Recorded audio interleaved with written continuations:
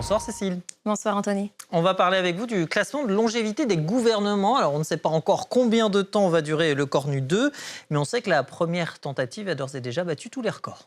Et oui, moins de 15 heures, son équipe n'a même pas eu droit à une passation de pouvoir, ce qui en fait le gouvernement le plus éphémère de la Ve République, mais aussi de toute l'histoire de la République française. Car avant le Cornu 1, c'est le deuxième gouvernement d'Henri Queuille sous la 4e République qui avait duré le moins longtemps, 2 jours du 2 au 4 juillet 1950, suivi de près par le 4e gouvernement d'Alexandre Ribot, 3 jours du 9 au 12 juillet 1914. Si on revient à la 5e République et si on regarde le top 5 des gouvernements de la 5e République, 4 sont sous Emmanuel Macron. On l'a dit, Sébastien Lecornu 1, Michel Barnier numéro 2 avec 99 jours. Ensuite, c'est Bernard Cazeneuve, le dernier Premier ministre de François Hollande avec 5 mois et 8 jours. Gabriel Attal de janvier à septembre 2024. Et enfin, François Bayrou, 8 jours et 8 mois et 27 jours. À l'inverse, avec un bail de plus de 6 ans à Matignon, Georges Pompidou est le Premier ministre qui a duré le plus longtemps à son poste. C'était sous le président de Gaulle.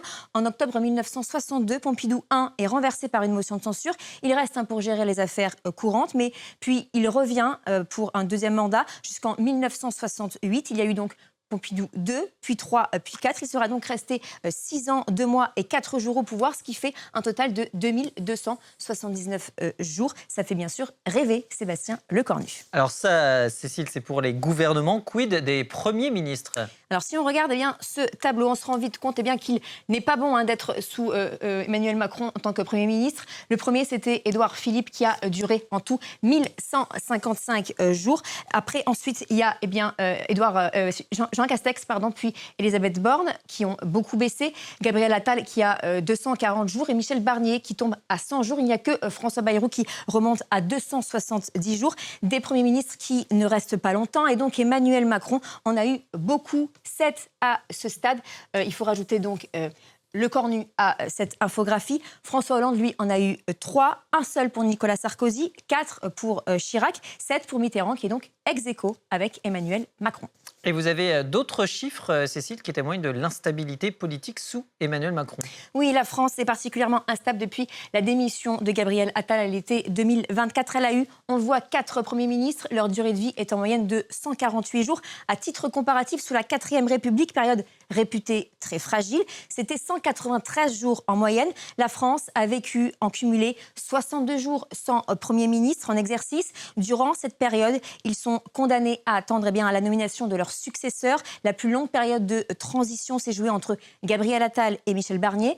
Un intérim estival marqué par les JO qui a duré, on s'en souvient, 51 jours. La France a aussi vécu 114 jours avec des gouvernements qui étaient réduits. Des périodes où les conseils des ministres ont dû gérer des affaires courantes sans acte politique. 140 jours, ça fait 1 jour sur 4 et donc c'est énorme.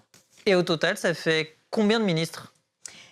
Ça fait 130 ministres depuis la réélection d'Emmanuel Macron en 2022. Un nouveau record dans l'histoire de la Ve République. La palme était précédemment détenue par François Mitterrand et ses 117 ministres en 7 ans. Ces chiffres prennent en compte tous les membres du gouvernement, les premiers ministres, les ministres délégués et les secrétaires d'État. Mais même en ne comptant que les ministres de plein exercice, les gouvernements du second les quinquennat Macron surpassent ceux du second septennat Mitterrand. 65 ministres contre 64, là encore, en 2 fois moins de temps.